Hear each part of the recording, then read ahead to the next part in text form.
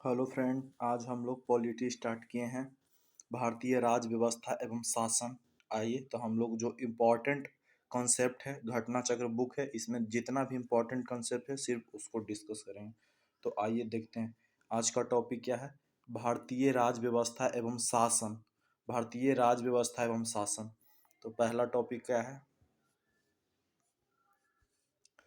पहला टॉपिक है भारत का संवैधानिक विकास। तो भारत का संवैधानिक विकास को दो भागों में बांटा गया है।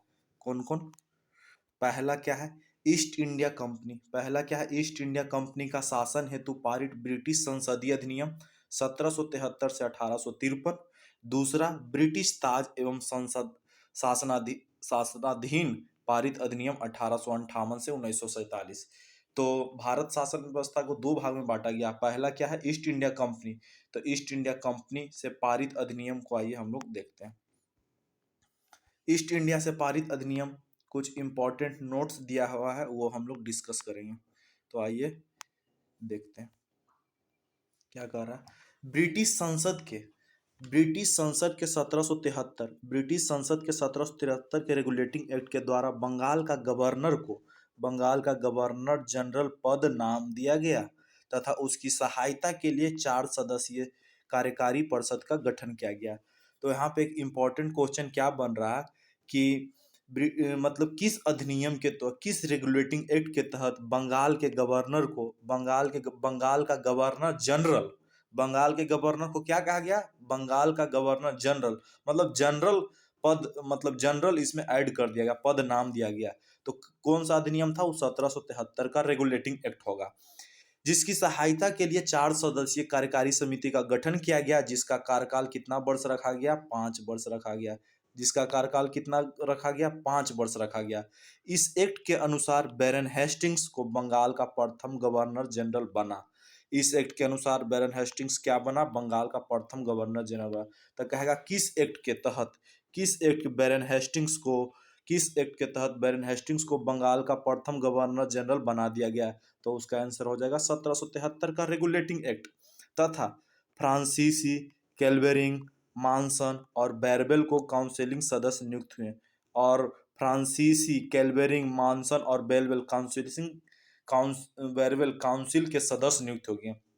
सब परिषद गवर्नर जनरल को बंगाल में फोर्ट विलियम की प्रेसिडेंसी के सैनिकों और असैनिकों शासन का अधिकार दिया गया तथा इसके प्रमुख मामले यथा विदेश नीति में मद्रास और बम्बई के प्रेसिडेंसी के अधीनस्थ करना भी था। इसी एक्ट के तहत 1774 में कलकत्ता में उच्चतम न्यायालय की स्थापना की गई।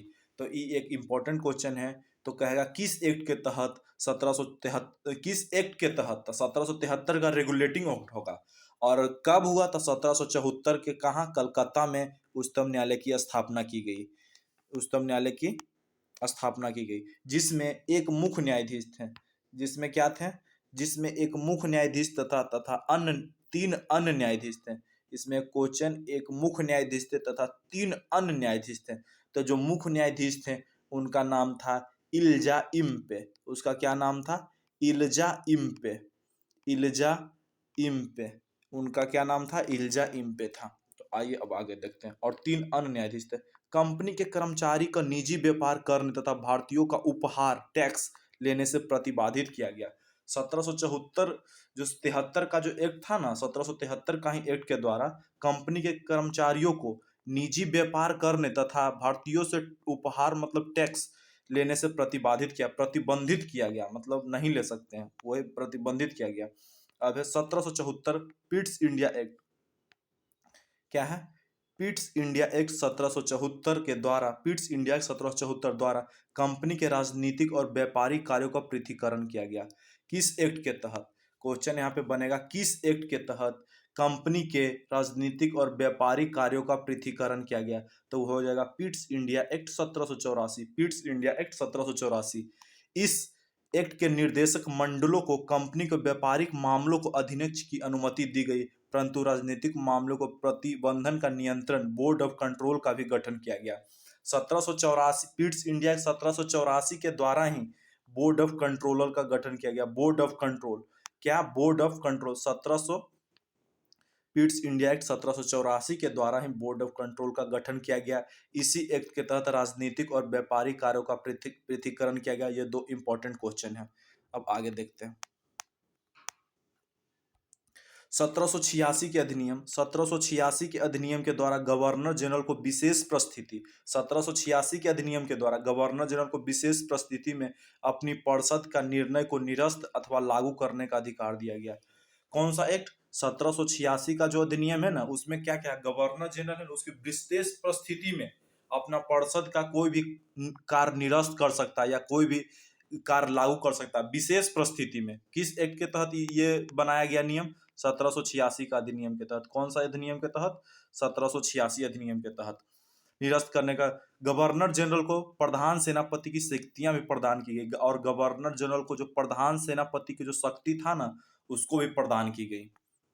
आइए अब आगे देखते हैं।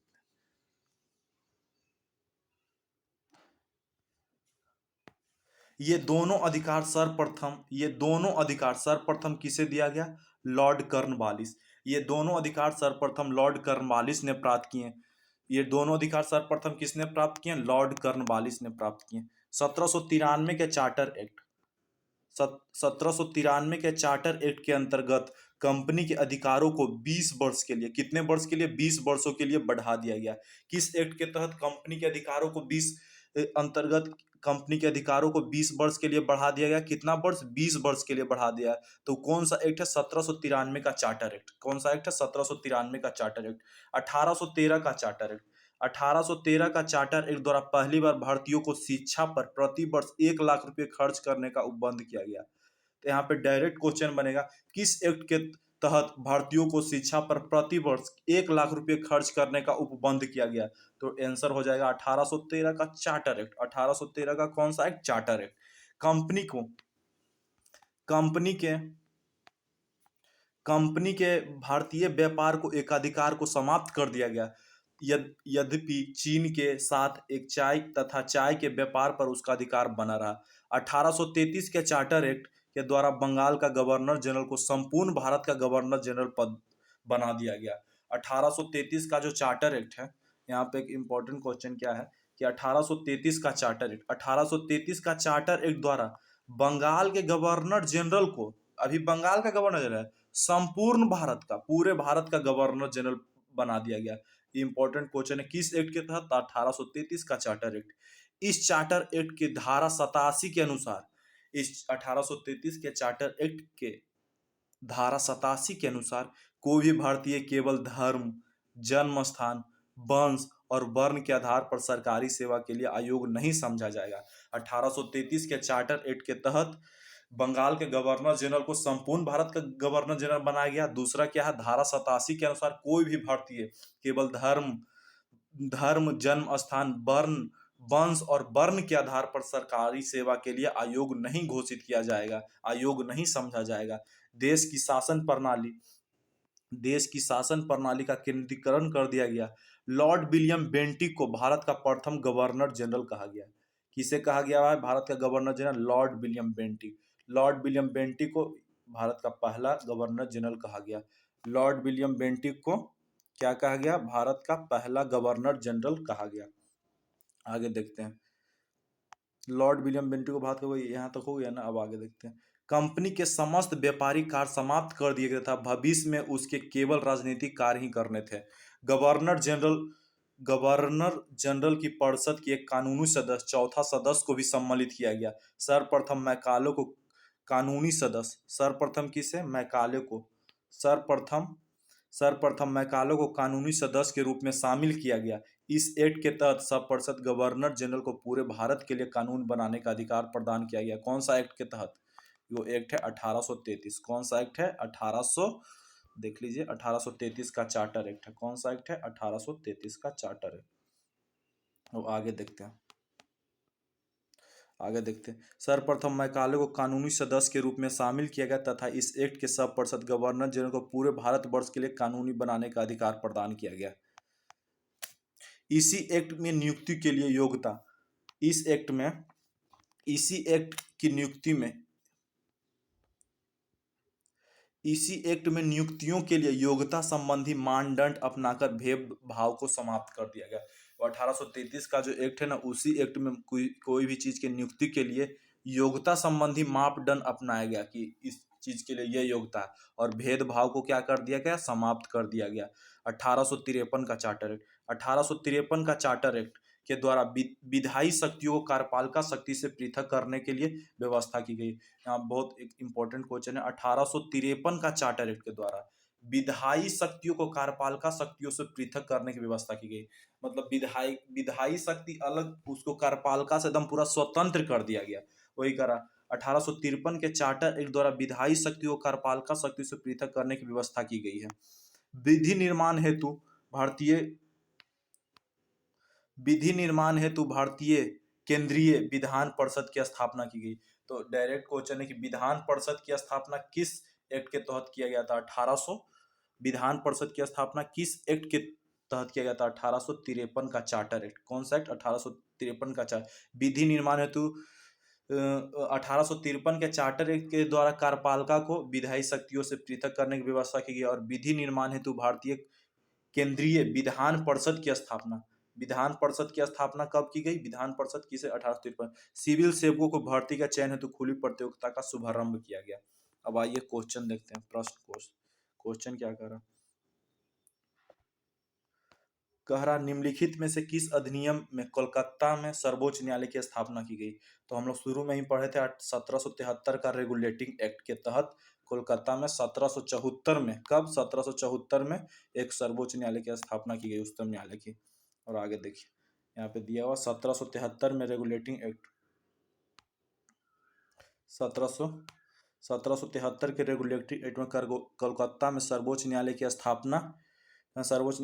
स्थापना का प्रावधान किया गया, जिसकी स्थापना 1774 में की गई। और सर इल्जा इम्पे इनके मुख्य न्यायाधीश थे। कौन थे? सर इल्जा इम्पे इनके मुख्य न्यायाधीश थे, और 3 अन्य न्यायाधीश थे। आज के वीडियो में हम लोग इतना ही रखते हैं। अब मिलेंगे नेक्स्ट वीडियो में और नेक्स्ट पेज के साथ। धन्यवाद।